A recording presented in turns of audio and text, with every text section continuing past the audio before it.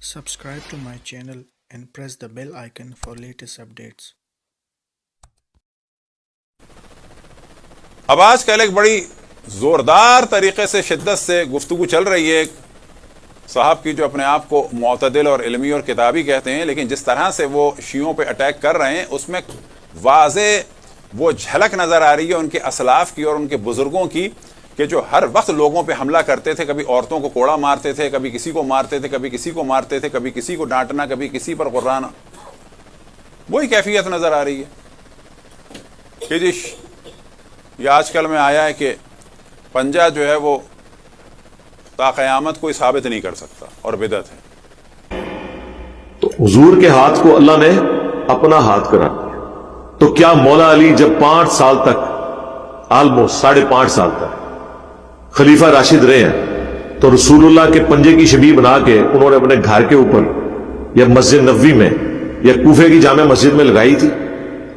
Time قیامت تک جو جواب دینا دے اس گل کا۔ بابا پہلی بات یہ دیکھو کہ بدعت ہوتی کیا ہے۔ اگر یہ بدعت ہے بھی تو جس نے پورے دین کو ڈھا دیا پہلے اس کی خبر لو۔ یعنی یہاں پر دیکھا جائے گا کہ اگر کوئی شیعہ بدعت کر بھی دے تو یہ عوام شیعہ کی بدعت زیادہ خطرناک ہوگی، یا جنہوں نے اشرف الانبیاء کو دیکھا اور انہوں نے بدعتیں کی وہ زیادہ خطرناک ہوگی؟ کیا ہوگی زیادہ خطرناک؟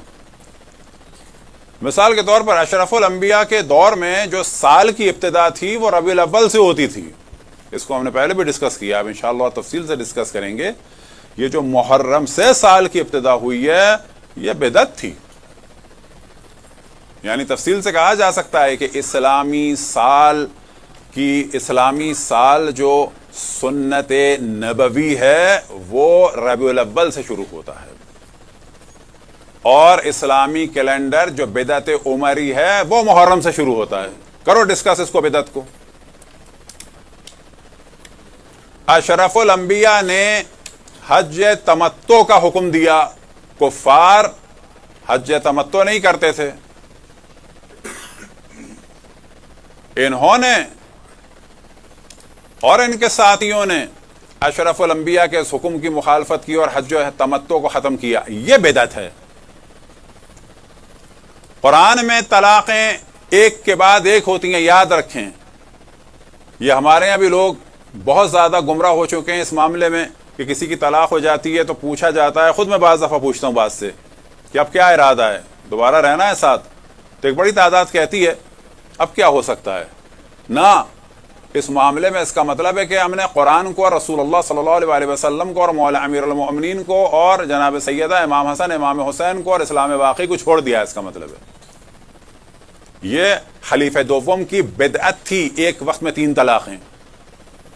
قرآن کے اعتبار سے ایک طلاق ہوگی، یہ آپ لوگ بھی جان لیں، یہ جو گھر برباد ہوئے اہل سنت میں لاکھوں کی تعداد میں، اور حلالے کا کارخانہ کھلا ہے مولویوں کے لیے، اس بدعت کی ابتدا جو ہے وہ انہوں نے رکھی، اس کو پہلے چیلنج کرو۔ علم، تعزیہ، ذوالجناح، یہ بات کی چیز ہے، اس کو ہم ڈسکس کریں گے بدعت ہے کہ نہیں ہے۔ بابا یہ نہ اصول دین میں سے ہے نہ فروع دین میں سے، یہ امام حسین کے غم کو بیان کرنے کی چیزوں میں سے، اس میں نہیں بدعت کی بات آتی، اس کو ہم ڈسکس کریں گے ابھی۔ ہزاروں لاکھوں کروڑوں جو اہل سنت کی خواتین برباد ہوئی ہیں وہ بدعت خلیفہ دوم کی وجہ سے ہوئی ہیں کہ ایک وقت میں 3 طلاقیں۔ قرآن میں کیا حکم ہے آپ لوگ بھی یاد رکھیں، کسی کا گھر برباد ہو تو دین رسول اللہ اس کو بتائیں، نہ کہ دین جناب عمر۔ دین رسول اللہ یہ ہے کہ ایک طلاق ہوگی، یعنی طلاق رجی، یعنی مرد نے طلاق دے دی، ہو گئی طلاق، فرض کریں کہ ہو گئی، فرض کریں، نشے میں نہ ہو، غصے میں نہ ہو، مذاق نہ کر رہا ہو، یہ دین کا مذاق بنایا کہ جی نشے میں بھی طلاق ہو جائے گی، مذاق میں بھی طلاق ہو جائے گی، حتیٰ یہاں تک گر گئے کہ بعض جگہ خود پنجاب میں بعض مولویوں نے کہا کہ طارق نام نہ رکھو بچے کا۔ کیوں نہ رکھو؟ کیونکہ طلاق کا ایک صیغہ ہوتا ہے طالق، اب تم اپنے بچے کو کہو گے طارق تو بیوی کی طلاق ہو جائے گی، طالق۔ اس کے ڈرامے کی اگلی قسط کیا تھی؟ انڈیا میں فلم بنی طلاق. مولویوں نے شور مچایا کہ بیوی جب یہ فلم دیکھ کے آئے گا آدمی اور پوچھے گی بیوی کہ کہاں گئے تھے، اور میاں بتائے گا فلم دیکھنے گیا تھا، بیوی کہے گی کون سی فلم؟ تو بیوی کہے گی طلاق، تو طلاق ہو جائے گی. اچھا یہ جب دین ہے تو اب اس کو فلم کا نام رکھ دیا نکاح. تو اب اگر کوئی لڑکا فلم دیکھ کے آئے گا، سو رہا ہوگا کالج میں، لوگ لڑکیاں پوچھیں گی کیوں سو رہے ہو، وہ کہے گا رات کو میں نے 12 بجے کا شو دیکھا تھا. لڑکی پوچھے گی کون سا، وہ کہے گا نکاح، تو کیا نکاح ہو جائے گا؟ نکاح ہو جائے گا. یا پاکستان میں موضوع اٹھا تھا، یہ کیونکہ ایسا موضوع ہے تو بتا رہے ہیں تاکہ لوگوں کو پتہ چلے، دقت کر سکیں. جو مشہور ہیں دونوں میاں بیوی، عثمان پیرزادہ، سمینہ پیرزادہ، یہ نام ہم جان بوجھ کے لے رہے ہیں تاکہ پتہ چلے کہ کتنی حماقتوں کے ساتھ دین کو بدنام کیا جا رہا ہے. انہوں نے ڈرامے میں طلاق دی، پورے مولوی اٹھ گئے، طلاق ہو گئی، طلاق ہو گئی، طلاق ہو گئی. بابا ڈرامہ ڈرامہ ہے.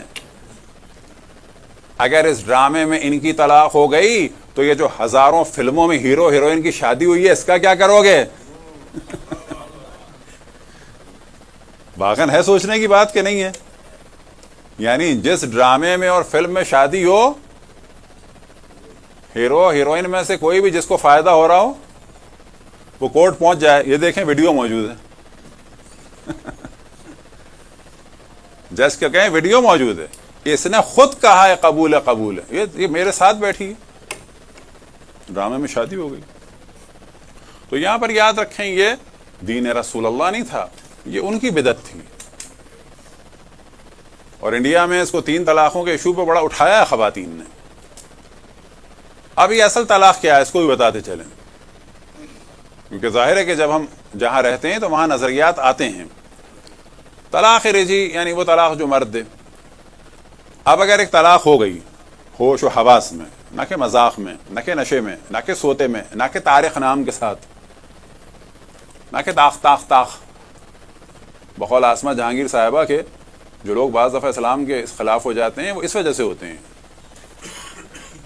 اللہ ان کی مغفرت فرمائے. وہ لگتا یہ تھا کہ اسلام کے خلاف ہیں، ہم نہیں کہتے اسلام کے خلاف ہیں، لیکن وہ بولتی تھی بعض دفعہ، کہتی تھی کیا دین ہے، طاق طاق طاق، یہ لو 32 روپے 8 آنے. کیونکہ پنجاب میں ایک زمانے میں گاؤں دیہات 32 روپے 8 آنے، پتہ نہیں کون سا نصاب تھا 32 روپے 8 آنے. طاق طاق طاق، یہ لو 32 روپے 8 آنے، طاق طاق طاق. غصہ آ گیا انہیں، عورت کی زندگی برباد ہو گئی. اچھا تو اب پہلی اگر طلاق ہو گئی ہے تو کیا کرنا ہوگا پھر؟ یہ جو پیریڈ ہے عدت کا، یہ آپ لوگ بھی یاد رکھیں. کسی کی اگر طلاق ہو جائے، مرد طلاق دے دے، فرض کریں صحیح طلاق ہے، کسی عالم نے پڑھائی ہے، اور ابھی ابھی آپ کمرے سے باہر نکلیں، اب کچھ ہو سکتا ہے. پہلی بات یہ ہے کہ بیوی کو اس گھر سے نکلنا جائز نہیں ہے جہاں طلاق ہوئی ہے. یعنی شوہر کے ساتھ ہی، یعنی مسجد میں طلاق ہوئی تو مسجد سے نکلنا جائز نہیں ہے، شوہر کے گھر سے نکلنا جائز نہیں ہے. شوہر کو اپنے گھر سے بیوی کو نکالنا جائز نہیں ہے. اور اگر اس دوران شوہر مرے گا عدت میں تو بیوی کو میراث ملے گی، اور اگر عدت میں بیوی مرے گی تو شوہر کو میراث ملے گی. اچھا طلاق بہت مشکل ہے، یہ سب کو پتا ہے ہمارے یہاں، ٹھیک ہے. طلاق کے بعد والا مرحلہ ہمارے یہاں بھی جو ہے کھل کے بیان نہیں ہوتا. یعنی ایک طلاق ہو گئی، ابھی ابھی آپ کو پتا ہے کہ جی اللہ نہ کرے کسی کی طلاق ہو گئی، اب آپ کی ذمہ داری کیا ہے؟ جا کے ہنسی مذاق بات چیت اور کوشش کریں کہ شوہر جو ہے رجوع کر لے. رجوع کیسے کرنا ہے؟ نہ عربی، نہ فارسی، نہ مولوی، نہ ملا، نہ کوٹ. رجوع کیسے کرنا ہے؟ اگر شوہر مثال کے طور پر کہے کہ اچھا چلو بس گھر چلو، یا اس کا ہاتھ پکڑ لے، یا کوئی بھی ایسا کام کرے کہ جس سے یہ ظاہر ہو رہا ہو کہ ہم لوگ دوبارہ کنٹینیو کر رہے ہیں، تو وہ طلاق ہوئی تھی، عدت میں رجوع ہو جائے گا. اور یہ رجوع جاننا چاہیے، یہ آپ لوگوں کو کرانا چاہیے. کہیں پہ اللہ نہ کرے اختلاف ہو تو خوش مزاج لوگ جائیں، ہنسی مذاق کے ذریعے سے، بات چیت کے ذریعے سے، اور اس کے بعد ماحول بنانے کے ذریعے سے رجوع کرا دیں. یہ رجوع ہو گیا. یہ رجوع کون کرا سکتا ہے؟ کوئی بھی کرا سکتا ہے، مسلمان ہو غیر مسلمان ہو. دونوں کو سمجھایا بجھایا، شوہر نے بیوی کا ہاتھ پکڑا یا گاڑی کا دروازہ کھولا یا بات کی، رجوع ہو گیا. اور اگر عدت گزر گئی تو کچھ ہو سکتا ہے، دوبارہ نکاح ہو سکتا ہے. ہم نے خود کئی نکاح کرائے دوبارہ. اور بتایا ہے کہ یہ بڑا ظلم ہوا ہے کہ طلاق کا لوگوں کو علم ہے، عدت میں رجوع کا علم نہیں ہے، اور عدت کے بعد دوبارہ نکاح کا بھی علم نہیں ہے، کیونکہ اسلام محمدی پر غالب آ گیا اسلام عمری۔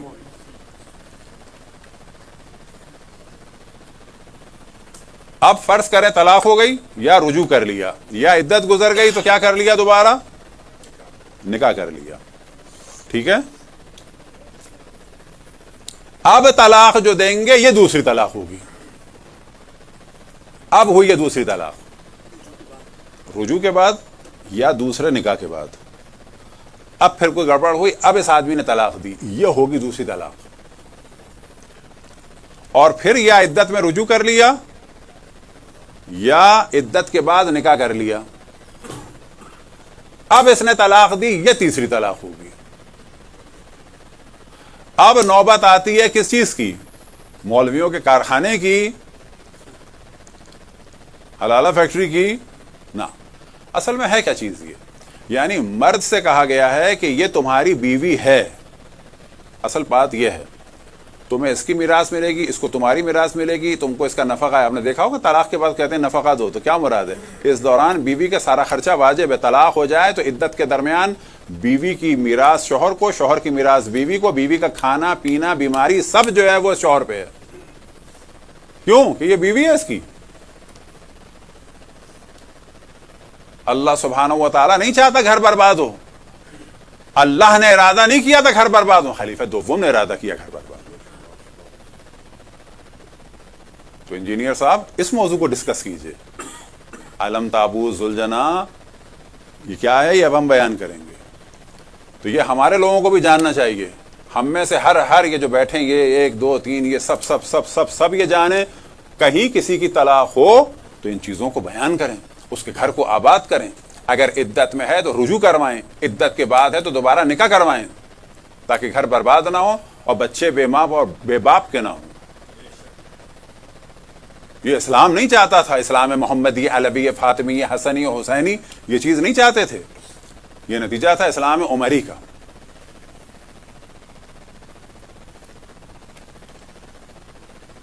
تو یہ تھی بدعت، بدعت کا پوچھنا یہ ہے بدعت۔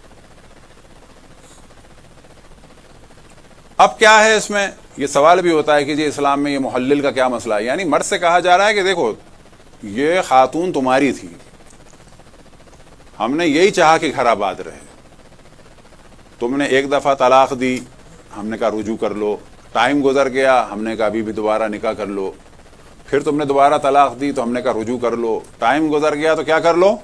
نکاح کر لو، پھر تم نے دوسری طلاق دی، ہم نے کہا رجوع کر لو، ٹائم گزر گیا ہے تو کیا کر لو؟ نکاح کر لو۔ اب جو تم نے طلاق دی ہے تو اپنی اتھارٹی گوا دی ہے تم نے، یعنی اب خاتون مولویوں کے ہاتھوں کھیل بننے کا وقت نہیں آیا ہے کہ جو اہل سنت کے مدرسوں کے اندر پورا حلال سینٹر چل رہے ہیں، بلکہ یہاں پر خاتون کا کھیل بننے کا زمانہ ختم ہوا ہے کہ تم نے کھیل بنا لیا عورت کو، آج چھوڑا کر لے آئے، ہم نے اتنے چانس دیے، اب یہ خاتون آزاد ہو گئی۔ وجہ کیا ہے؟ کہ تم نارمل آدمی نہیں ہو، بار بار طلاق دے رہے ہو۔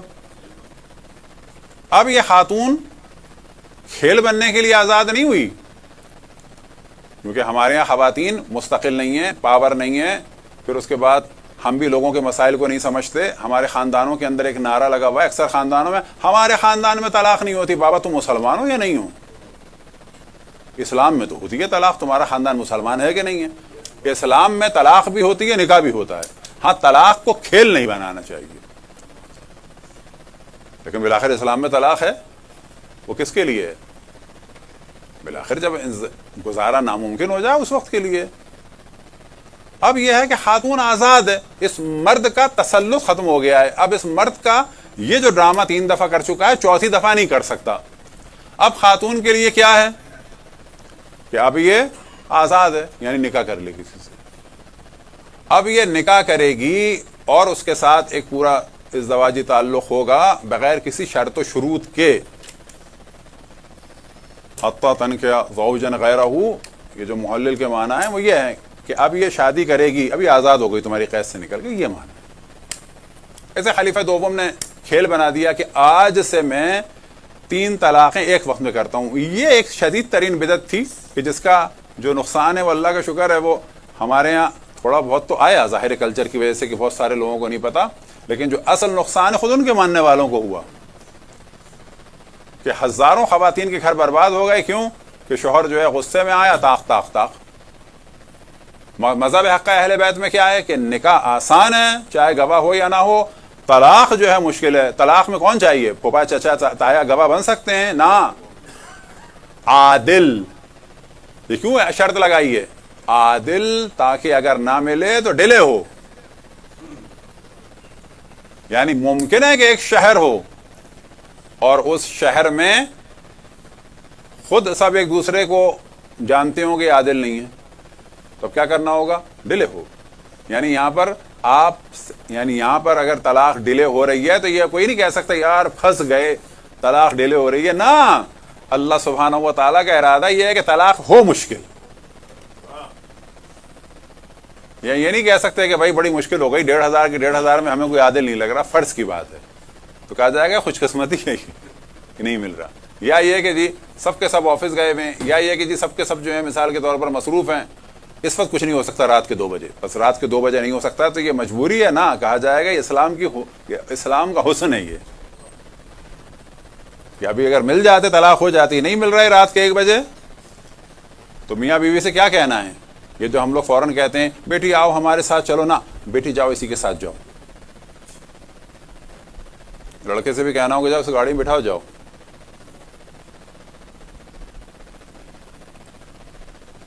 ہم یہ جو الگ الگ کر دیتے ہیں اس میں چانسز ختم کر دیتے ہیں, یہ تعلیمات اسلامی کے خلاف ہے.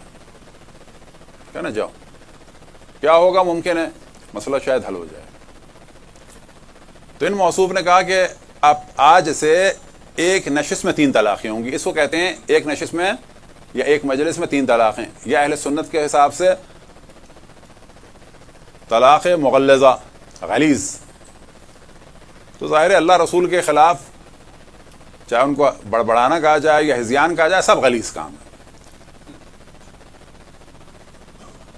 اب یہ 3 طلاقیں ایک وقت میں اصل میں ہو ہی نہیں سکتی,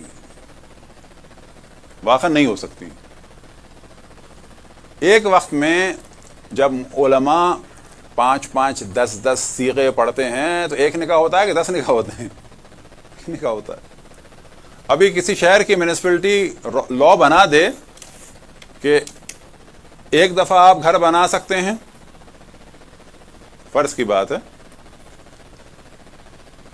اور اس کے بعد اس کو ڈیمولش کریں گے تو کچھ نہیں ہوگا. فرض کریں جی حکومت کہتی ہے گھر ڈیمولش کرنے سے پولوشن ہوتا ہے, تو ایک دفعہ گھر ڈیمولش کرو گے تو کچھ نہیں ہے, 2 دفعہ کرو گے تو بھی کچھ نہیں ہے, 3 دفعہ کرو گے تو بھی کچھ نہیں ہے, 4تھی دفعہ کرو گے تو جرمانہ ہوگا, جتنے کا گھر ہے اتنے کا جرمانہ ہوگا. فرض کی بات ہے, یہ قانون بن گیا. 1 دفعہ نہیں, 2 دفعہ نہیں, 3 دفعہ کے بعد جرمانہ ہوگا. اگلا آتا ہے آدمی گورنر یا میئر یا جو بھی, اور وہ کہتا ہے کہ قانون وہی ہے لیکن میں پہلی دفعہ گھر گرانے کو 3 دفعہ گھر گرانا مانتا ہوں. پہلی دفعہ گھر بنانے کو گرانے کو 3 دفعہ گرانا مانتا ہوں. تو یہاں پہ کہا جائے گا ایک گھر 3 دفعہ نہیں گر سکتا, بنے گا گرے گا, بنے گا گرے گا, بنے گا گرے گا, پھر جرمانہ ہوگا. بس نکاح ہوگا طلاق ہوگی, نکاح ہوگا طلاق ہوگی, نکاح ہوگا طلاق ہوگی, پھر صادق آئے گا 3ری طلاق. یہ تھی بدعت, کہ پتہ چلے کہ اسلام کو کیسے بدلا گیا ہے. صلوات پڑھیں پر محمد والے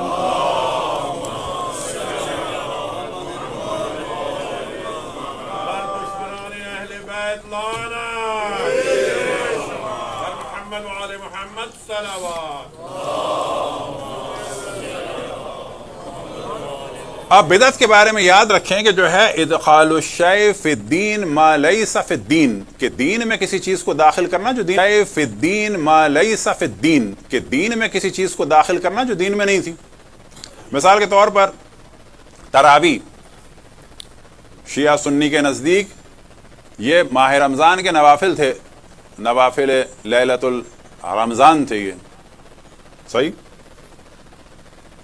اور ان موصوف نے کیا کیا، اس کو جماعت سے کر دیا، اور اس کے بعد کیا جملہ کا، نعم البدعۃ، کہ یہ اچھی بدعت ہے. یہاں سے ایک تقسیم شروع ہوئی، اچھی بدعت اور بری بدعت. اب اہل سنت میں کہا جاتا ہے کہ یہ جو ہے تو بدعت، مثلا فلانی چیز، اب دیکھنا یہ ہوگا یہ بدعت حسنہ ہے یا بدعت سیئہ ہے، جبکہ بدعت بدعت ہے. اچھا سوال یہ ہے کہ آپ کو حق ہے کہ بدعت کو اچھا کہیں اور برا کہیں، جبکہ بدعت بری ہوتی ہیں، تو کیا یہ والا چانس دوسرے کو نہیں دیں گے آپ؟ تو اب یہی سوچ لیتے کہ تم آل رسول کے ظلم کو چھپاتے ہو، ہم ان علم تابوت و زلزلے سے آل رسول کے ظلم کو اجاگر کرتے ہیں کہ ان پر کیا ظلم ڈھایا گیا. تو ایک احتمال دے لو کہ آل رسول کا اس میں دفاع ہو رہا ہے، یہ بدعت حسنہ ہوگی، اور ہمارے عام شیعوں کو کہہ دو یہ حضرت عمر کے ماننے والے ہیں.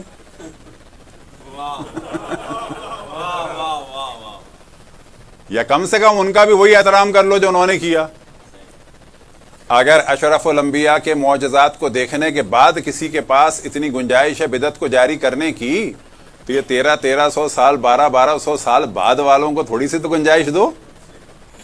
اگر دین میں کسی چیز کو شامل کیا جائے، مثال کے طور پہ کیا کہا جائے، ظہر کی نماز 5 رکعت ہے، فجر کی نماز 4 رکعت کر دیا، آج سے یہ بدعت ہوگی. مثال کے طور پہ مسلمات میں سے ہے کہ تقریباً سب میں ہی کہ واجب نماز میں ایک سورہ حمد ہے، کوئی اس کو 2 کر دے، کہ میں زیادہ موحد ہوں 2 کر دو.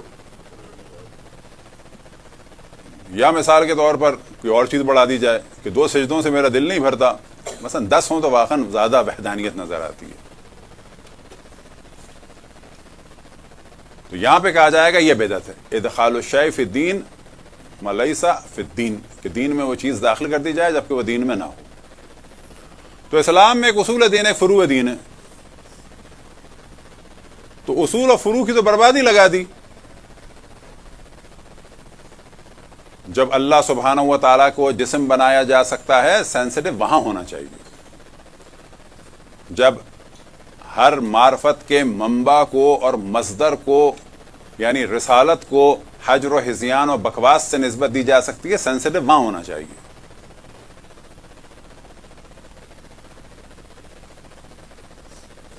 اب کچھ چیزیں اسلام میں ایسی ہیں کہ جو مباح ہیں.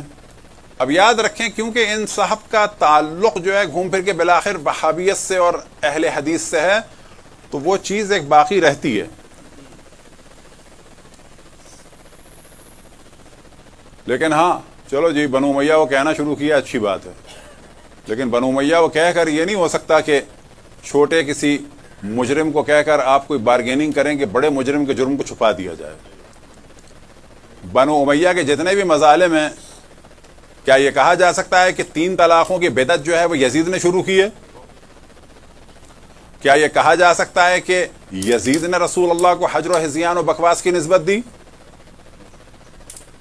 بس آج کے دور میں اگر کوئی یہ کہے کہ یہ کام یزید نے کیا تھا، تو آپ کو کیا سمجھ میں آئے گا اس سے؟ کہ یزید پر ڈال کے کسی اور کو بچا رہا ہے. تو دین کی بربادی جو ہے وہ بہت سارے لوگوں نے لگائی. دیکھنا چاہیے لگنا شروع کہاں سے ہوئی اور بڑی کس نے لگائی. اور یہ ہم بار بار بتا رہے ہیں کہ یہ ایک نظریہ چل رہا ہے کہ اپنے آپ کو لبرل ظاہر کریں، ایسا ظاہر کریں. دیکھیں ہم تو دشمنان اہل بیت سے نفرت کرتے ہیں، اہل بیت سے محبت کرتے ہیں. اس کے بعد بارگیننگ کی جائے کہ دیکھو اس محبت کی وجہ سے، اور یہ جو میں نے تھوڑا سا بنو امیہ اور معاویہ وہ کہہ دیا، اب تھوڑی سی ڈیلنگ کر لو، ان کو میں نے کہہ دیا ہے تم کسی کو کہنا بند کر دو. یہ بالکل ایسا ہے کہ جیسے کوئی شیطان کا ماننے والا ہم سے کہے کہ میں نے تمہارے رسول کا نام لینا احترام سے شروع کر دیا ہے، اب تو شیطان کو برا کہنا چھوڑ دو. یعنی پریکٹیکلی واقعاً جو شیطان کے ماننے والے ہیں وہ آ کے ہم سے کہیں کہ آپ اعوذ باللہ من الشیطان الرجیم اور شیطان کی مذمت چھوڑ دیں. آج سے ہماری کمیٹی نے فیصلہ کیا ہے کہ وہ رسول اللہ کا احترام کریں گے، یا یہ کہ چلو جی وہ ہم اللہ کا بھی احترام کریں گے، ایک مجسمہ اللہ کا بھی رکھ دیں گے. تو کہا جائے گا بابا تم اللہ کو مانو نہ مانو، رسول اللہ کو مانو نہ مانو، ہم شیطان کو نہیں مانیں گے. آپ بنو امیہ کو کہیں نہ کہیں، آپ اہل بیت کی تعریف کریں نہ کریں، ہم دشمنان اہل بیت کو نہیں چھوڑنے کے. کوئی بارگیننگ کی چیز نہیں ہے. یہ نہیں کہا جا سکتا کہ مثال کے طور پر کوئی آ کے کہے کہ میں یہ کام کر دوں گا, اب آپ 2 جمع 2 کو 4 کہنا چھوڑ دیں. یہ واقعا ایسی ڈیلنگ ہو سکتی ہے اوقلا کے درمیان؟ کہا جائے گا نا یہ مسلمات میں سے ہیں, تمہارے کسی بھی کام کی وجہ سے 2 جمع 2 5 ہم نہیں کرنے کے, وہ 4 ہی رہیں گے, چاہے تم ادھر جاؤ چاہے تم ادھر جاؤ.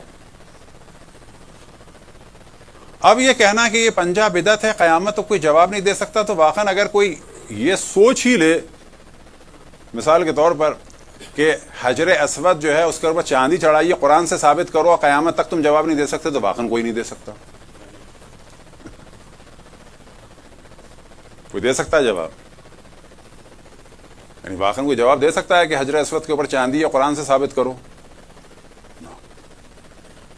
حجر اسود کی شکل ایسی ہونی چاہیے, چاندی چڑھا کے جو کر دیا اس کو اوول شیپ میں اس کا وہ, یعنی واقعی قرآن سے آپ ثابت کریں گے. اچھا بس قرآن سے ثابت نہ کریں تو بدعت کر دیں. بابا حجر اسود جو ہے ٹوٹ گیا تھا, ٹوٹنے کے بعد اس پر خول چڑھایا, خول چڑھانے کے لیے یا لوہا ہوتا ہے یا سونا ہوتا ہے یا چاندی ہو گئی, اس کے لیے قرآن و حدیث کی ضرورت نہیں ہے. اب جو اس کا شیپ ہے بالآخر یا اسکوائر ہوتا ہے, ریکٹینگل ہوتا ہے یا سرکل ہوتا ہے یا اوول ہوتا ہے, بالآخر کوئی تو ہوتا. آپ جو بھی شیپ کرتے اس کے بارے میں یہی سوال ہوتا. خانہ کعبہ کا غلاف یعنی واقعا اسی طرح سے یہ خالص ریشم کا ہوتا تھا رسول اللہ صلی اللہ علیہ وسلم کے دور میں, اسی طرح سونے کا کام ہوتا تھا. کہا جائے گا اجازت ہے, ایسے ہو جائے ویسے ہو جائے. جو آیتیں لکھی جاتی ہیں کیا واقعا قرآن میں ہے کہ خانہ کعبہ پہ غلاف میں یہ آیتیں لکھو؟ لکھا ہے, واقعا لکھا ہے ایسا کہیں؟ اور اس سائز کی لکھو یا اس میٹیریل کی لکھو, سونے کی ہو کہ چاندی کی ہو, کالا ہو کہ سفید ہو, ریشم کا ہو یا کاٹن کا ہو. کہا جائے گا یہ خانہ کعبہ کے احترام میں ہو رہا ہے, اسلام نے منع نہیں کیا, ایک عظمت نظر آ رہی ہے, صحیح ہے. مقام ابراہیم کے اوپر غلاف ہو یا شیشے کا فریم لگا ہو, اب اس کی چھت جو ہے مقام ابراہیم کی وہ ایسی ہو یا فلیٹ ہو, گولڈن ہو یا سلور ہو, کون سے میٹل کی ہو, اسے کوئی قیامت تک ثابت کر سکتا ہے؟ یا مثال کے طور پر قرآن کی جلد گائے کی کھال کی ہو, بھیڑ کی کھال کی ہو, اسلام نے ایک بتا دیا قرآن نجس چیز سے لکھنا بھی نہیں ہے, نجس کرنا بھی نہیں ہے بس. اور اس کی جلد جو ہے وہ مردار کی نہ ہو, نجس نہ ہو, نہ نجس العین جانور کی ہو نہ مردار کی ہو. کیوں؟ اسلام کا احترام. یہ فقہی مسائل ہیں. اب وہ جلد لال ہو, پیلی ہو, نیلی ہو, اب کوئی کہا کہ جی قرآن گولڈن چھپ رہے ہیں, یعنی اس کی جلدیں گولڈن ہیں, تا قیامت تم ثابت نہیں کر سکتے, واقعا کوئی نہیں ثابت کر سکتے. کوئی آیت نہیں آئے گی کہ قرآن کی گولڈن جلد جائز ہے. یہ رسوم ہے, کلچر ہے. یہ مثال کے طور پہ شور مچایا جاتا ہے, آپ نے دیکھا ہے 15 شعبان کو حلوہ, ایک دفعہ ٹی وی کا پروگرام تھا, ایک آتا تھا پی ٹی وی سے میزان, وہاں پر بحث چل رہی تھی دیوبندی بریلوی میں, کافی دیر ہو گئی, تو میں نے کہا رکے تھوڑی بات, میں نے کہا حلوے کی بات ہو رہی ہے, ٹھیک ہے, آپ دونوں کا یعنی بریلوی تو ظاہر اس پر اس معاملے میں حق پر تھے, دیوبندی زیادہ سینسٹیو ہو جاتے ہیں, تو ہم نے دیوبندی سے کہا آپ بجائے 15 شعبان کے حلوے کے عید کے دن کی سوئیوں کو ڈسکس کریں. یعنی جس دلیل کی بنیاد پر آپ کہہ رہے ہیں کہ حلوہ ثابت نہیں ہے, بابا اسی دلیل کی بنیاد پر سوئیاں ثابت ہیں. اچھا کھجلا ثابت ہے, پھینی ثابت ہے, عالم عرب میں جو ہے وہ ہریسہ اور حلیم بنتا ہے سب سے زیادہ ماہ رمضان میں, وہ ثابت ہے. بابا کلچر کی چیزیں. پورے عرب دنیا میں جلیبیوں کا زور ہوتا ہے ماہ رمضان میں, کہیں لکھا ہے؟ کلچر کی بات. اچھا عید کے دن کیک لکھا ہے؟ کلچر کی بات. انڈونیشیا میں ممکن ہے کوئی اور کھانا ہوتا ہو, وہاں سوئیاں نہیں ہوتی ہوں گی. ملیشیا میں کچھ اور ہوگا, آذربائیجان میں کچھ اور ہوگا. یہاں پہ کہا جاتا ہے کہ مختلف ایام کی کوئی نہ کوئی ایک اسپیشلٹی ہو جاتی ہے, اسی میں بات ہو جاتی ہے مثال کے طور پر, اور باقی چیزوں کی. اب آتے ہیں بڑی تیزی سے تبرکات کی جانب، کیونکہ ان پر حملہ کیا گیا ہے۔ جتنے بھی تبرکات ہیں ایام ازا کے، ان کا اصل جو ہدف ہے، یاد رکھیں، وہ امام حسین کی مظلومیت کو اجاگر کرنا ہے۔ اور یہ ہمیں بھی جان لینا چاہیے، ان میں سے اکثر نوحہ مرثیہ سوز سلام یہ کس کے لیے ہیں؟ مصائب کو بیان کرنے کے لیے، صحیح بول کے۔ اور یہ جو تبرکات ہیں، یہ در حقیقت امام حسین کی کسی نہ کسی مظلومیت کو اجاگر کرنے کے لیے ہیں۔ مثال کے طور پر زلجنہ جو ہے وہ کیا ہے؟ امام حسین کی سواری جب ان کی شہادت کے بعد خالی واپس آئی، یعنی تنہا واپس آئی اور سوار نہیں تھا، تو یہ علامت ہے اس بات کی وہ شہید ہو گئے۔ تنہا سواری کا آنا جو ہے وہ ایک خبر تھی کہ وہ شہید کر دیے گئے۔ لہذا اکثر جگہ جب محرم میں زلجنہ نکالا جاتا تھا، پہلے وہ یہی ہوتا تھا کہ جیسے ہی امام حسین کے مصائب پڑے، اللہ قتل الحسین و بکربلا، اللہ ذبح الحسین و کربلا، اور بیویاں نے رونا شروع کیا اور زلجنہ خیمے میں آیا، تو عین اس وقت مجلس میں زلجنہ لاتے تھے۔ اصل زلجنہ کی جو ہدف ہے وہ یہ ہے۔ کیا اس کے لیے دلیل چاہیے؟ اب اگر بیویوں کی اسیری میں اونٹ ہوں، اگر وہ اس سے یاد تازہ ہو رہی ہے، تو ایک واقعے کو کہ جس کو بھلانے پر بڑے بڑے خبیث اور پلیت اور شریر بادشاہ اور بڑے بڑے لوگ لگے رہے، ہمارا پورا زور یہ ہے کہ اس واقعے کو بھلانے نہیں دینا ہے۔ اب یہ بھی یاد رکھیں، ماتم جو ہے، اگر اس پر کوئی اہل سنت اعتراض بھی کرے کہ جی یہ سوگ اور سوگ 3 دن، تو پہلی بات یہ ہے کہ یہ جو آپ اس وقت پہلی محرم کو، جبکہ دنیا میں کہیں بھی ثابت نہیں ہے کہ خلیفہ دوم کا قتل جو ہے پہلی محرم کو ہوا، وہ یا ہوا ہے 26 کو یا 27 کو، تو یہ جو آپ دن منا رہے ہیں تو کیا پرسوں قتل ہوا ہے؟ یعنی امام حسین کے مقابلے میں آپ کہتے ہیں سوگ 3 دن سے زیادہ نہیں ہے، تو پھر یوم عمر جو ہے وہ کب ہوا ہے؟ ان کی وفات یا شہادت یا ان کا قتل کب ہوا ہے؟ 18 کو زور لگایا جا رہا ہے، 18 ذیلحجہ کو خلیفہ سوم کے قتل کا جو جناب عائشہ کے حکم سے ہوا تھا، تو وہ 12 کو ہوا تھا، آپ 18 کو زور لگا رہے ہیں، تو بابس 18 کو بھی اگر مان لیں گو کہ ثابت نہیں ہے، تو کیا ابھی 3 دن ہوئے ہیں ان کے؟ کیوں دن منا رہے ہو؟ تو بغض تو نظر آ رہا ہے کہ یوم رسول اللہ منع ہے، یوم اہل بیت منع ہے، دوسروں کے یوم منائے جا سکتے ہیں۔ تو یہ یاد رکھیں کہ عزاداری میں جتنی بھی چیزیں ہیں وہ اس مظلومیت کو اجاگر کرنے کے لیے ہیں۔ اگر یہ چیزیں نہ ہوتی، یہی نوحہ مرثیہ سوز سلام گریہ ماتم، چاہے ہاتھ کا ماتم ہو، خما کا ہو، زنجیر کا ہو، تو اس کو سوگ سے زیادہ دیکھنے میں اس کو مظلوم کی مظلومیت کو پروپگیٹ کرنے کے آلات میں سے ماننا چاہیے۔ جناب حضرت علی اصغر کا جھولا، چاہے وہ لکڑی کا ہو اور چاہے وہ لوہے کا ہو، چاہے وہ چھوٹا اتنا سا ہو، اتنے بھی ہوتے ہیں، اور چاہے وہ بڑا ہو، اصل ہدف یہ ہے کہ رسول کے نواسے کے 6 مہینے کے بیٹے کو میدان کربلا میں بھوکا پیاسا تیر مار کر نبی کے نواسے کی آغوش میں قتل کر دیا گیا تھا۔ اصل ہدف جھولے کا یہ ہے، چاہے وہ کسی بھی سائز کا ہو۔ بالکل ویسے ہی اب اس کے لیے کوئی دلیل کی ضرورت نہیں ہے۔ اہل حدیث اور ساتھ میں سلفی اور وہابی ٹائپ کے لوگوں کے ایک فلسطین کے لیڈر شیخ احمد یاسین کو اسرائیل نے مارا جبکہ وہ معذور تھے۔ کس پر تھے؟ ویل چیئر پہ۔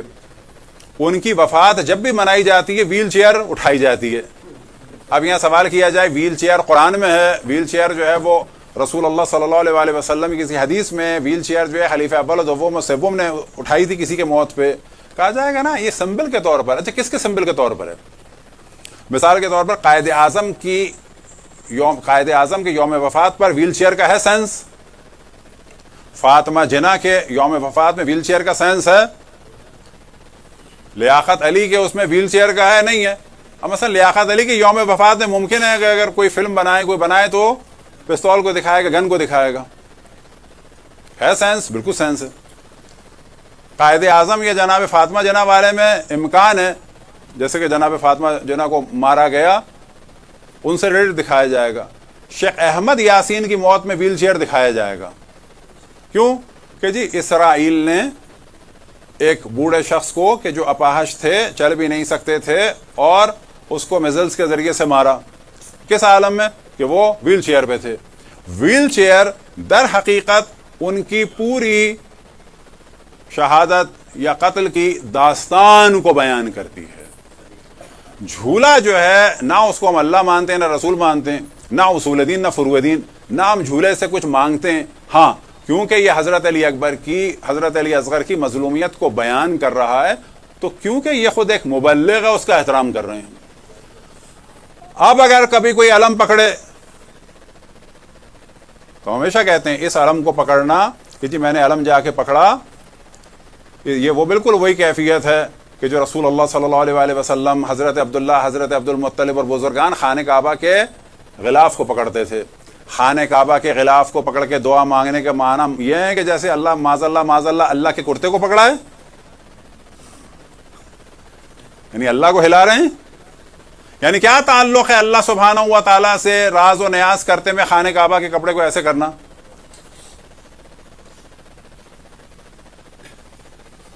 تو جتنے بھی تبرکات ہیں ان کو لاجیکلی ڈسکس کرنا چاہیے, جاننا چاہیے. اور عزاداری میں جو سب کو پرابلم ہے کہ جی دیکھا تو نکاح ٹوٹ جائے گا, یہ ساری چیزیں ہم نے پہلے بھی بیان کی. وہ ساری بات یہ تھی کہ یہ مظلومیت آگے بڑھے نا, اور ہمارے علماء نے اتنا ہی کام کو آگے بڑھایا. لہٰذا کبھی بھی کسی نے بھی سوال کیا کہ ایسا کر سکتے ہیں, ایسا کر سکتے ہیں, یہ کام کر سکتے ہیں, یہ کام کر سکتے ہیں, ہمیشہ علماء نے جواب دیا اگر اس کے ذریعے سے کربلا کے کسی واقعے یا کربلا کے کسی حادثے کی جانب توجہ ہوتی ہے اور پردہ اٹھتا ہے, اور اس کام کی وجہ سے کربلا کا ایک خاص موضوع بھلائے جانے سے محفوظ ہو جاتا ہے, پریزرو ہو جاتا ہے, دشمنوں کی سازش سے بچ جاتا ہے, تو وہ سارے کام جو ہیں وہ ثواب ہیں. کس عنوان سے؟ سوک کے عنوان سے نہیں. کس عنوان سے؟ فروع دین کے عنوان سے نہیں. کس عنوان سے؟ اصول دین کے عنوان سے نہیں کہ اس کو بدعت کہا جائے. اس عنوان سے کہ رسول و آل رسول کی مظلومیت کو جو چھپایا جا رہا ہے, اور ظالموں کو کہ جن پر خداوند تبارک و تعالیٰ کی اور انبیاء کی اور ملائکہ کی اور انبیاء کی اور اوصیاء کی اور تمام مومنین جن و انس کی لعنت ہو, ان کے جرائم کو چھپایا جا رہا ہے. تو ہم ان جھولوں کے ذریعے, علم کے ذریعے, تابوت کے ذریعے, بیڑیوں کے ذریعے, توق کے ذریعے, زنجیروں کے ذریعے, اور دنیا بھر میں سینکڑوں قسم کے جو تبرکات ہیں, یہ پوری ایک فہرست ہے. ان سب کے پیچھے جو ہدف ہے وہ آل رسول کی مظلومیت کو چھپانے کی سازش کو ناکام کرنے کے لیے. صلوات پڑھیں بر محمد والے.